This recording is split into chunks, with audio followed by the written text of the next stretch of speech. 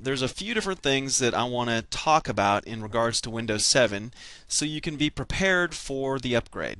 First of all, you're going to have to decide if you want to get a new machine or if you may want to consider keeping your own machine, or if you want to consider keeping your existing machine and just upgrading. Now, Microsoft does have a tool. It's the Windows 7 Upgrade Advisor. And you can go to this cryptic link here, microsoft.com/windows/windows-7/upgrade-advisor.aspx. Or I'm certain that you can just Google Windows 7 Upgrade Advisor and it'll bring you right here. But if you go here, you can just click on the download Windows 7 Upgrade Advisor beta, and just go ahead and keep clicking the download button here, and we're going to open. And it takes us a few minutes to download, but you'll see that this machine is going to be more than adequate for Windows 7. This is actually a Dell workstation, and it's a couple years old, but the official requirements for Windows 7 per Microsoft are a 1 gigahertz processor, 1 gigabyte of RAM, 16 gigabytes of disk space free, and then DirectX 9 graphics, which pretty much everything is going to have that's been released recently. And I'm just going to next through here, accept the license terms, install. So if you have any machine that's been made in the last couple of years, you probably don't need to run this. But if you have an older machine and you're curious if it even qualifies or if it's even a possibility, you can go ahead and download this tool. And we'll just go ahead and launch it. And it's going to go and analyze all of the hardware on my machine, and then it's going to give us a little report. And it also checks the devices that you have hooked up. So, for example, I've got a printer and an external DVD burner. But to continue on about the requirements, those are real lowball requirements. You definitely are going to want to have more power than a 1 gigahertz processor and 1 gigabyte of RAM, and certainly more disk space than 16 gigabytes free if you want to have a pleasurable computer experience with your Windows 7. You're going to be pretty frustrated if you have only that minimum configuration available. I would recommend getting at least 3 gigs of RAM for Windows 7.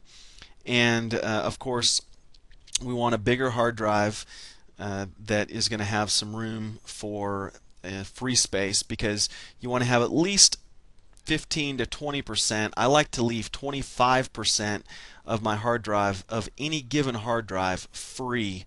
So there's plenty of room for the file system to move things around, and it's not spending a lot of time and effort finding places to stash files, to put it in very simple terms. So if you have an older machine, I would recommend an upgrade, and of course it's going to be pretty cost effective to buy it with a new machine that's got Windows 7 on it. Microsoft is going to be doing everything that they can to get people to move to Windows 7 after the experience they had with Vista. There's talk of even this summer having some coupons come out.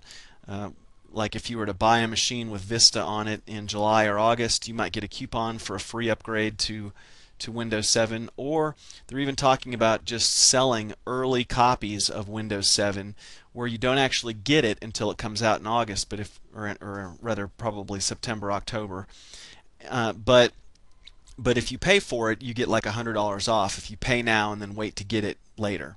So none of that's been officially announced, but those are things that are being talked about. Okay. One of the cool things about Windows 7 that I'm excited about is that every edition is a superset of the edition below it. So we don't have these very different versions like there was with Vista. And also, if you buy any version, you're going to be able to electronically upgrade to any other version just online. I mean, you can basically go to the upgrade page or screen. I'm not sure how it'll be implemented. For example, if you go buy Home Premium on a machine at a retail store and then you decide that you want remote desktop connection, for example, well, you can just pay the $49 or 100 and I don't actually I have no idea what the pricing will be. Maybe $99 and just upgrade in place.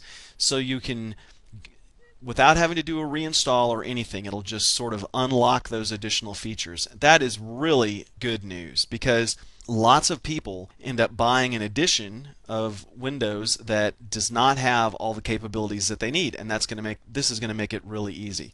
But I'll tell you what, it takes a long time for this compatibility checker to run.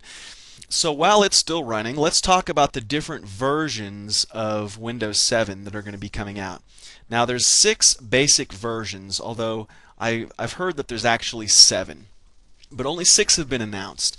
There's Windows 7 Starter Edition, which is going to have very limited capabilities and is going to be sort of on netbooks and real low-end machines.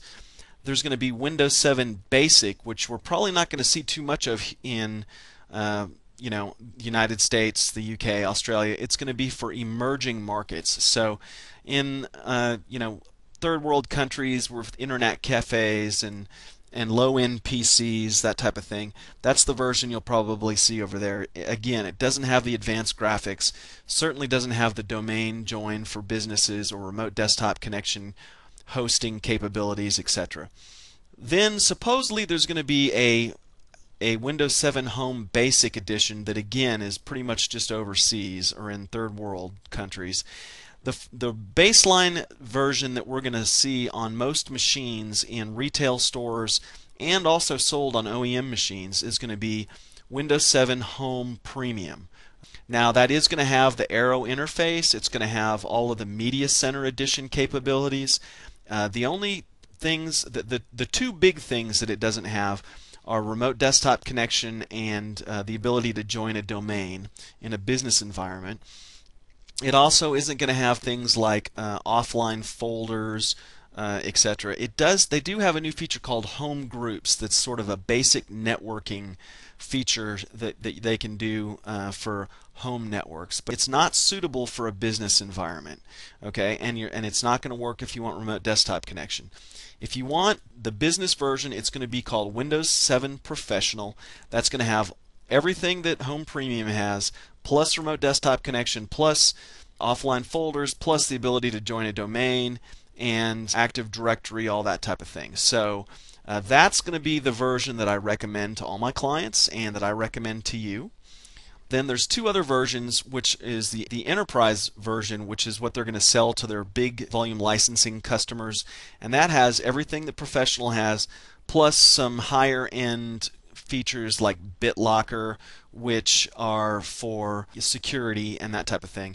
And then there's also the Windows 7 Ultimate, which is basically going to be the enterprise version except packaged for the retail outlets. So you're not going to see much Ultimate, you're not going to see enterprise unless you work at a large corporation that has a volume license agreement with Microsoft. You're either mainly going to see Home Premium or Professional. And again, I'm going to recommend Professional. Okay, looks like we got our results back here. And it says, let's see, upgrade. I'm going to have to perform a custom installation of Windows 7 and reinstall my programs. We're going to talk about that in a second. And then hard drive free space. I've been making lots of videos actually, and so I'm low on disk space on this machine. Actually, I can copy a bunch of stuff off to another hard drive, and I just haven't done that because I've been a little distracted lately. But let's scroll down here, and it's going to say that all of my devices are okay. Let's see, OpenOffice.org.